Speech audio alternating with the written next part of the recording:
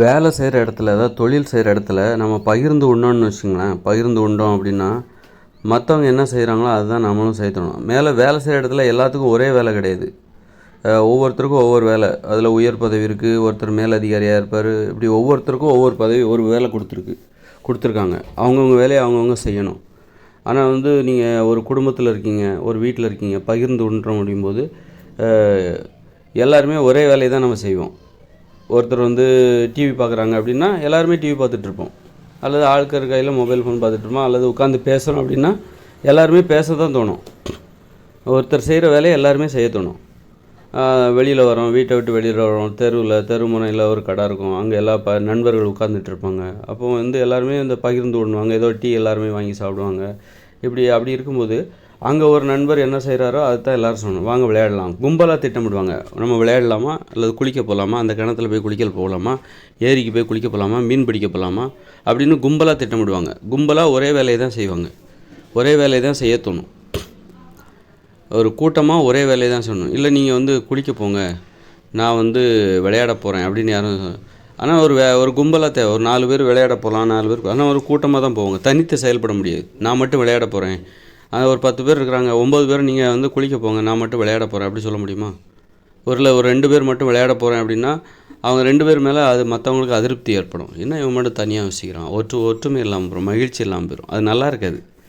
அப்போ நம்ம ஒரு தொழில் வேலை செய்கிற இடத்துல அதை விட்டு வெளியே வந்துட்டால் எல்லோரும் என்ன செய்கிறாங்களோ அதுதான் நம்ம செய்யணும். ஒரு கூட்டத்தில் ஒரு கூட்டமாக இருக்கும்போது, ஒரு 10 பேர் அந்த மாதிரி கூட்டமாக இருக்கும்போது எல்லோரும் என்ன செய்கிறாங்களோ அதுதான் நம்ம செய்யணும்.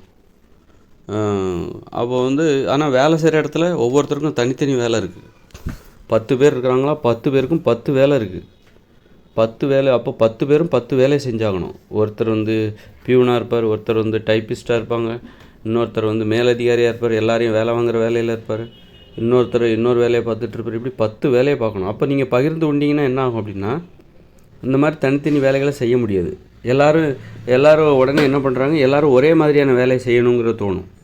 உட்காந்து கதை ஒரே மாதிரியான வேலை செய்கிற இடத்துல என்னவாக இருக்கும், உட்காந்து கதை பேசுகிறது தான். அரசியலை பற்றி பேசுகிறது, கிரிக்கெட்டை பற்றி பேசுகிறது, சினிமாவை பற்றி பேசுகிறது. ஏன்னா இது எல்லாத்துக்கும் அதை பற்றி எல்லாத்துக்கும் தெரியும். அரசியலை பற்றி தெரியும், சினிமாவை பற்றி தெரியும், அல்லது கிரிக்கெட்டை பற்றி தெரியும். அதனால் அந்த டாபிக் எடுத்து பேசுகிறது. அந்த டாபிக் எடுத்து பேசுகிறதுக்கே காரணம், பொது வெளியில் உரையாடுவதற்கு எல்லோருக்கும் தெரிந்த ஒரு விஷயத்தை எடுத்து பேசும்போது எல்லாருமே அந்த உரையாடலில் பங்கெடுத்துக்க முடியும். அதனால அதை பற்றி பேசுகிறாங்க. அப்படிங்கும்போது வேலை செய்கிற இடத்துல நம்ம பகிர்ந்து சாப்பிட்டாலே அவங்கவுங்க தனித்தனியாக செயல்படுறது ரொம்ப சிரமமாக இருக்கும், ரொம்ப கஷ்டமாக இருக்கும். அப்போ எல்லோரும் என்ன நினைப்பாங்க, உட்காந்து கதை பேசலாம், ஓபி அடிக்கணும்னு தோணும், தேவையில்லாத வேலைகளை செய்யணும்னு தோணும், தேவையில்லாத பேச்சுக்கள், உட்காந்து அரசியலை பற்றி பேசுகிறது, அது மாதிரி வேறு அந்த மாதிரி. அதனால் வேலை செய்கிற இடத்துல பகிர்ந்து உண்பதை தவிர்க்கணும். குறைந்தபட்சம் மத்தியானம் வரைக்குமாவது பகிர்ந்து உண்பதை தவிர்க்கணும். காலையில் வேலைக்கு போகிறோம், 9 மணிக்கு வேலை ஆரம்பிக்குது, மதியம் ஒரு 1 மணி வரைக்குமாவது மதிய உணவின் போது பகிர்ந்து உண்டுக்கலாம். ஏன்னா அது வரைக்கும் ஒரு அழுத்தம் மனசில் ஏற்படும். பகிர்ந்து உண்ணாத போது அந்த மன அழுத்தம் என்பது அந்த மீதி 1 மணிக்கு பிறகு அந்த மன அழுத்தம் அப்படியே கொஞ்சம் கொஞ்சமாக குறையும். அப்புறம் அதுக்குள்ளே இப்போ நம்ம வேலையிலேருந்து வேலை நேரம் முடிஞ்சிடும், வீட்டுக்கு வந்துடும். அதனால் வேலை செய்கிற இடத்துல நம்ம தனித்து சுதந்திரமாக எளிதாக செயல்படணும். அப்படின்னா பகிர்ந்து உண்பதை மதியம் 1 மணி வரைக்காவது தவிர்த்துடணும். மதியம் 1 மணி வரைக்கும் நம்ம ஒரு அழுத்தத்தை சேர்ப்போம். ஒரு கும்பலாக இருக்கும்போது நம்ம பகிர்ந்து உண்ணாமல் நம்ம இருக்கும்போது ஒரு அழுத்தம் ஏற்படும். அந்த அழுத்தம் நம்ம அந்த வேலை செய்வதற்கு உதவியாக இருக்கும். அப்புறம் 1 மணிக்கு அப்புறம் நம்ம எல்லாம் ஒன்றா உட்காந்து சாப்பிட்றாங்க. ஏன்னா வேலை செய்கிற இடத்துல இங்கே யாரும் சாப்பாடு கொடுக்குறதில்ல, கொடுக்கணும். அப்படி கொடுக்காத போது ஒன்றா உட்காந்து எல்லோரும் சாப்பிடுவாங்க. அவங்கவுங்க சாப்பாடை மற்றவங்களோட பகிர்ந்து உண்டுப்பாங்க, வேறு வழி இல்லை. இப்போ வேலை செய்கிற இடத்துல உணவு கொடுத்துட்டாங்கன்னா நம்ம பகிர்ந்து உண்ண வேண்டிய அவசியம் இல்லை. ஏன்னா எல்லோரும் கொடுக்கப்படுகிற உணவு தான் எல்லாத்துக்கும் கொடுக்க போகிறாங்க. ஒருத்தர் கொடுக்கப்படுற உணவு தான் மற்றவங்களும் கொடுக்க போகிறாங்க.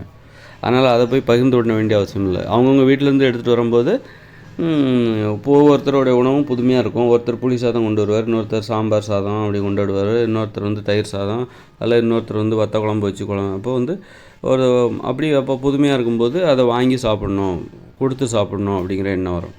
வேலை செய்கிற இடத்துல உங்களுக்கு தேவையான உணவு கொடுத்துட்டாங்கன்னா அது எல்லாம் அவங்கவுங்க அப்போ அதை போய் நம்ம பகிர்ந்து சாப்பிடணுங்கிற அவசியம் இல்லை. அந்த மாதிரி இருக்கும்போது அப்போ நம்ம பகிர்ந்து சாப்பிட வேண்டிய ஒரு குழப்பமான நடைமுறை இங்கே நிர்பந்திக்கப்படுகிறது. அப்படிங்கும்போது வேலை இடத்துல பகிர்ந்து உண்ணுகிற சூழல் தவிர்க்க முடியாது என்றால் அதை வந்து ஒரு மணி வரைக்கும் அதை ஒத்தி வைங்க. 1 மணிக்கு பிறகு நீங்கள் பகிர்ந்து மத்தியானம் சாப்பிடும்போது பகிர்ந்து உண்ண ஆரம்பிச்சிருங்க. பகிர்ந்து உண்ணுங்க. அதுக்கப்புறம் அந்த காலையிலேருந்து மத்தியானம் வரைக்கும் 1 மணி வரைக்கும் நமக்கு ஒரு மன அழுத்தம் ஏற்படும். பகிர்ந்து உண்ணாததால் ஏற்படுகிற மன அழுத்தம். அந்த மன அழுத்தம் தான் நம்மளை வந்து தனித்து செயல்படுவதற்கு, வேலை செய்கிற இடத்துல தனித்து செயல்படுவதற்கு உதவியாக இருக்கும். அந்த மன அழுத்தம் மதியம் 1 மணிக்கு பகிர்ந்து உண்டவுடனே திடீர்னால காணாமல் போயிடாது.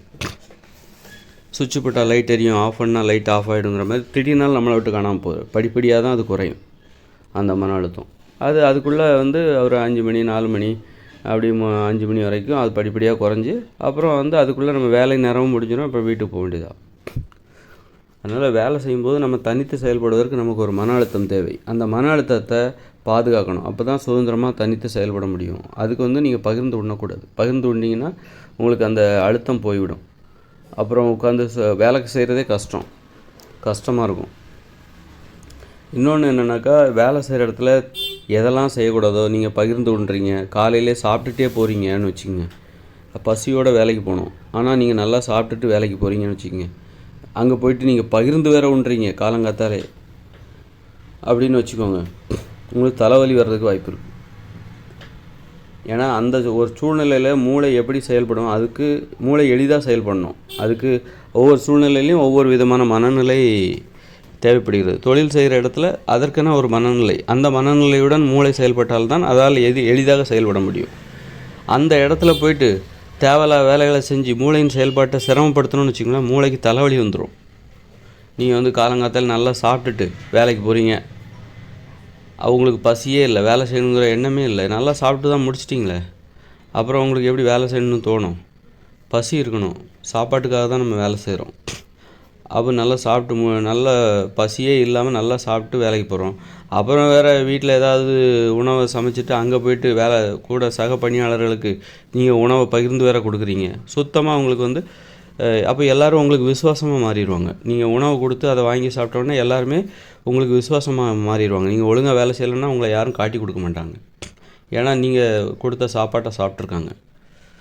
அப்போ உங்களுக்கு இன்னும் ஒரு விழிப்புணர்வே இல்லாமல் போயிடும். எல்லோரும் நமக்கு தெரிஞ்சவங்க வேண்டியவங்க ஆகிட்டாங்க அப்படிங்கிற உணர்வுனால நீ என்ன பண்ணுவீங்க, சோம்பேறி ஆகிடுவீங்க. வேலை செய்கிற இடத்துல கஷ்டமாக இருக்கும். ஆனாலும் வேலை செய்வதாக நடிச்சுக்கிட்டு தான் இருக்க முடியும். இந்த மாதிரி டைமில் மூளைக்கு வந்து அந்த வேலை செய்கிறதே கஷ்டமாக இருக்கும். அதே நேரத்தில் வேலை செஞ்சாகணும். இந்த மாதிரி போராட்டத்தில் மூளைக்கு வந்து தலைவலி வந்துடும். நீங்கள் வேலை செய்கிற இடத்துல உங்களுக்கு தலைவலி வருதுன்னா இந்த மாதிரியான நீங்கள் காலையில் நல்லா சாப்பிட்டு போயிருப்பீங்க. அப்புறம் நீங்கள் எப்போ தான் சாப்பிட்றது காலை சாப்பாடு? ஒரு 11 மணிக்கு சாப்பிடுங்க. நல்லா பசிச்சு 11 மணிக்கு, அதுவும் பகிர்ந்து உண்ணக்கூடாது. ஒரு மென்மையான உணவுகளை எடுத்துங்க. ஏன்னா அடுத்து மதிய உணவு சாப்பிட வேண்டியிருக்கு 1 மணிக்கு. அதனால் காலை உணவாக நீங்கள் வந்து பழங்கள், தேங்காய் இந்த மாதிரி ஒரு இயற்கை உணவு எடுத்துக்கோங்க. அப்புறம் 1 மணிக்கு மதிய உணவு. ஏன்னா மதிய உணவு அப்போ மதிய உணவும் போது நீங்கள் பகிர்ந்து விட்டுக்கலாம். பகிர்ந்து உண்ணக்கூடாது, ஆனால் வேறு வழி இல்லை. சரி, பகிர்ந்து உண்ண வேண்டிய அவசியம் இருக்குது. தனித்தும் உண்ண முடியாது. இங்கே ஒன்றும் விதிமுறை எதுவும் போடலை, நீங்கள் பகிர்ந்து உண்ணக்கூடாதுன்னு நம்மளை யாரோ எந்த விதிமுறையும் நமக்கு வந்து சொல்லப்படலை. அப்படி ஏதாவது சொல்லப்பட்டுச்சுன்னா இன்னும் நல்லது. அப்போ நீங்கள் வந்து காலையில் நல்லா சாப்பிட்டு வேலைக்கு போகிறீங்க, அங்கே போயிட்டு பகிர்ந்து உண்றீங்க அப்படின்னா இந்த மாதிரியான குழப்பமான நடைமுறை இருக்குல்ல, அப்புறம் வந்து நீங்கள் தேவையில்லாத பேச தோணும். ஏன்னா உங்களுக்கு தான் பசியே இல்லை, பயமும் இல்லை. அப்போ அங்கே போயிட்டு நீங்கள் பொழுதை தான் போக்கணும். பொழுதை எப்படி போக்குறது? சினிமாவை பற்றி பேசுவீங்க, கிரிக்கெட்டை பற்றி பேசுவீங்க, அரசியலை பற்றி பேசுவீங்க, தேவையில்லாத விஷயங்களை பேசுவீங்க, சண்டை போடுவீங்க. இப்போ இதில் வந்து தலைவலி வந்துடும். மூளைக்கு தலைவலி வந்துடும்.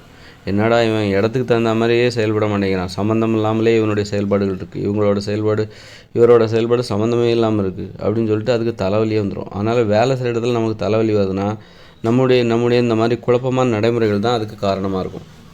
அதனால் அதை திருத்திக்கணும். பசியோடு வேலைக்கு போகணும். மத்தியானம் 1 மணி வரைக்கும் பகிர்ந்து உண்ணக்கூடாது.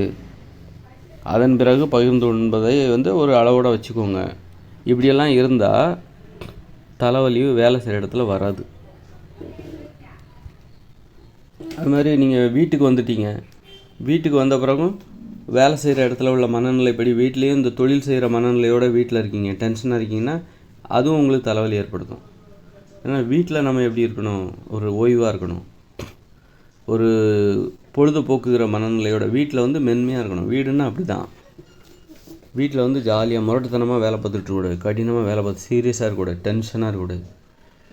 வீட்டில் வந்து ஒரு ஜாலியாக பகிர்ந்து உண்டு குழந்தைகளோடு, மனைவியோடு, குடும்பத்தினரோடு, கணவனோடு பகிர்ந்து உண்டு ஒரு மென்மையான மனநிலையில் இருக்கணும். அங்கே போய்ட்டு நீங்கள் கடினமாக இருந்தீங்கன்னு வைங்க, அந்த சூழ்நிலைக்கு பொருத்தமாக நீங்கள் உங்களுடைய மனநிலை இணைக்கப்படவில்லை என்றால் உங்களுடைய மூளை வந்து வலி ஏற்படுத்திவிடும். அதான் தலைவலி.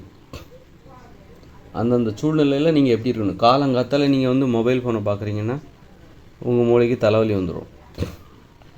மொபைல் ஃபோனை பார்த்து பொழுதுபோக்குறீங்க. ஏன்னா காலங்காத்தால் நமக்கு கடமைகள் இருக்குது. பொழுதுபோக்குறது வந்து எல்லா கடமையும் முடித்த பிறகு தான் சாயந்தரமாக தான் பொழுதுபோக்கணும். காலங்காத்தாலே எழுந்திரிச்சு பொழுதுபோக்கணும்னு சொல்லிட்டு மொபைல் ஃபோனை பார்க்குறதோ, டிவி பார்க்குறது, சீரியல் படம் பார்க்குறதுன்னு போயிட்டிங்கன்னா அதுவே உங்களுக்கு தலைவலி ஏற்படும். அதனால் காலை நேரத்தில் எல்லாருமே பரபரப்பாக இருப்பாங்க. எல்லாம் அது நமக்கு தெரியும். அப்போ அவங்களோட நம்ம போட்டி போடணும். அவங்க பார்வைக்கு நம்ம வித்தியாசமாக இருக்கக்கூடாது. அவங்களோட போட்டி போட்டு காலங்காத்தால் 6 மணிக்குள்ளே எழுந்திரிச்சு செய்ய வேண்டிய வேலைகளை செய்யணும். அதில் தான் நம்ம கவனம் செலுத்தணும். காலங்காத்தால் எல்லோரும் புறப்பட்டுருப்பாங்க. அந்த ஊர் உலகமே புறப்பட்டுருக்கோம். நம்ம உட்காந்து மொபைல் ஃபோனில் பொழுதுபோக்கு சினிமா பார்க்குறோம், டிவியில் சினிமா பார்த்துட்ருக்கோன்னு வச்சுங்க. அப்போ இந்த மூளைக்கு வந்து குழப்பம் ஏற்படும். என்னடா இது காலங்காத்தால் இந்த மாதிரி நம்முடைய மூளைக்கே இது கஷ்டமாக இருக்கும், தலைவலி வந்துடும். அதனால் தலைவலியை போக்கணும் அப்படின்னா இந்த மாதிரியான நடைமுறைகளும் நம்ம பின்பற்றி தான் ஆகணும். கண்டிப்பாக பின்பற்றி ஆகணும். அந்த நேரத்துக்கு தகுந்த மாதிரி பொருத்தமாக இருக்கணும். ஞாயிற்றுக்கிழமை எல்லாருமே கொஞ்சம் ரிலாக்ஸ்டாக இருப்பாங்க. ஊர் உலகமே ரிலாக்ஸ்டாக இருக்கும். அப்போ நாமளும் அது மாதிரி கொஞ்சம் ரிலாக்ஸ்டாக இருக்கிறது நல்லது. எல்லோரும் எப்படி இருக்காங்களோ அதன் மாதிரி நம்மளுடைய மூளை செயல்படும்போது இன்னும் நல்லாயிருக்கும். தலைவலியை போக்குவதற்கான இது ஒரு வழிமுறை. இதையும் நம்ம பார்த்துக்கணும். இந்த மாதிரியும் நம்ம தலைவலியை போக்குவதற்காக இந்த மாதிரியும் கவனம் செலுத்தணும். அப்புறம் உணவு முறை அது வேறு விஷயம். நிறைய தண்ணி குடிக்கணும். காலங்காத்தாலே எழுந்து முடிச்சோன்னா 1 லிட்டர் தண்ணி குடிக்கணும். உடம்பை வந்து கொஞ்சம் குளிர்ச்சியாக வச்சுக்கணும். அது வேறு முயற்சி. அது இன்னொரு முயற்சி.